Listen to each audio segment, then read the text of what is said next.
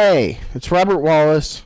I'm back on the scene. I want to give you some more information that's going to help you manifest whatever it is that you want in life. And that is going to come down to several things. Now, of course, I've given out tips and tricks and all this stuff along the way, and I will continue to do so.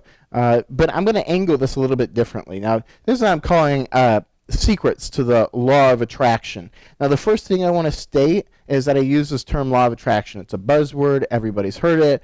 We all know what it means.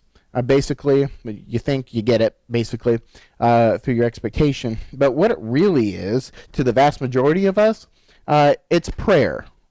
What you pray about, you bring about. Ask, believe, and you will receive. And it's vital that you understand that, because if you don't see how you can link this or you can tie this in with your faith, you might go astray. In fact, you will go astray.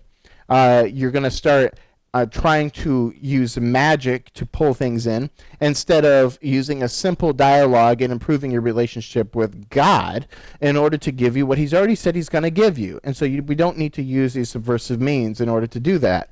We need to understand what our religion says about it, and then we need to take our understanding, find and see if it's true in our scriptures, make sure we're not trying to apply some kind of witchcraft into our practice, and if we can find it in there, maybe it'll enhance your faith in what was written. Unfortunately, instead of getting the faith from the book, we kind of we go out here and then we verify that, and we're like, oh, the book is true.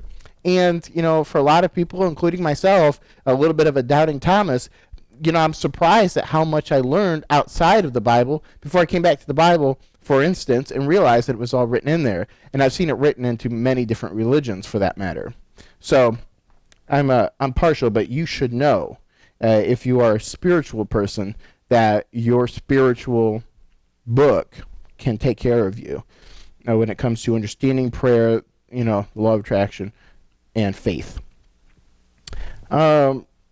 Desire and wanting. It's one thing to want something. It's another thing to desire it. For instance, God gives us the desires of our heart. But at the same time, and that's great to have desires, to have plans, okay? And then there's also the wanting. And the wanting, to me, sort of insinuates a needing for a thing to be so. So we're kind of grasping and we're reaching and we're never satisfied until a thing happens. So the reason why I'm making that contrast is because it's one thing to know what you want and to make a request and to believe that you've received it. And it's another thing to believe that you have it's another thing to believe that you have a need which has yet to be fulfilled.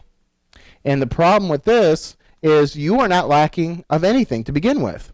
And if you're feeling a lack, it's because you're not holding the object of your desire in the right frame of mind. In fact, you're holding it beyond out of your touch as though it were bigger and greater than God, so that it could not come to you, or that there is something that's between you. But a desire has no problem manifesting, but a wanting will continue to remain a wanting until you become content with it being as it is. As soon as you're content with the thing being as it is, whether it is the way you want it to be or otherwise, then you really loosen up or clear the road for it to come in.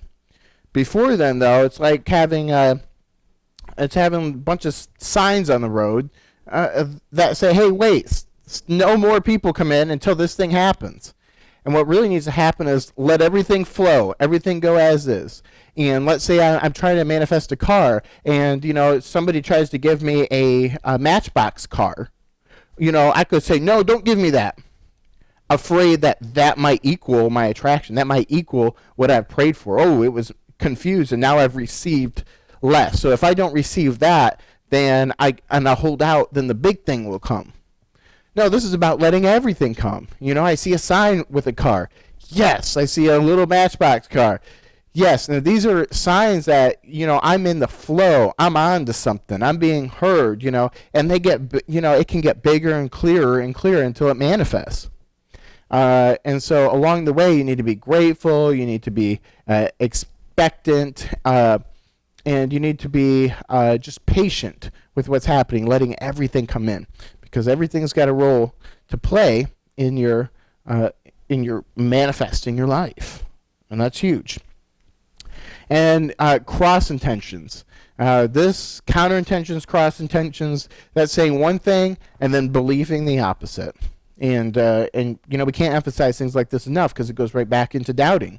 If you're not getting something, it's probably because you're believing against it. You have a doubt that it can manifest, a doubt that it will manifest, a doubt that you're worthy of it, a doubt that you're being heard or not, and those sorts of thoughts you should not give voice to, A. You should not give mind to or attention to, B. And then, and up into that level, once you start suppressing, and not even so much suppressing as in resisting, but suppressing as in not continuing in it, then its appearances are far less until they disappear, until you think a thought and you just automatically move right into expectation. Or automatically, and if it's not going to be something that you want to expect, then you might move automatically right into repentance and say, God, please forgive me, for that, or they may use that as the contrast to say, oh, I've just thought a negative thing. What's the exact opposite? Oh, it's this thing. Let me just pray for that, And so that'll help us to move on and actually get the result that we do desire. So, there's 3 more secrets to the law of attraction for you. I say secrets. None of this is really a secret. It's all been written for thousands of years and, nearly every religion. But it hasn't been taught to the general public, as in the 21st century of the United States, specifically, maybe not Eastern culture where there's more philosophy and things and there maybe more of an understanding. But anybody who's lacking what they desire, there's a lack of understanding. And this sort of information isn't as widely propagated as you think, even though the secret in the law of attraction is blown up in the last few years. It's still information that's very scarce.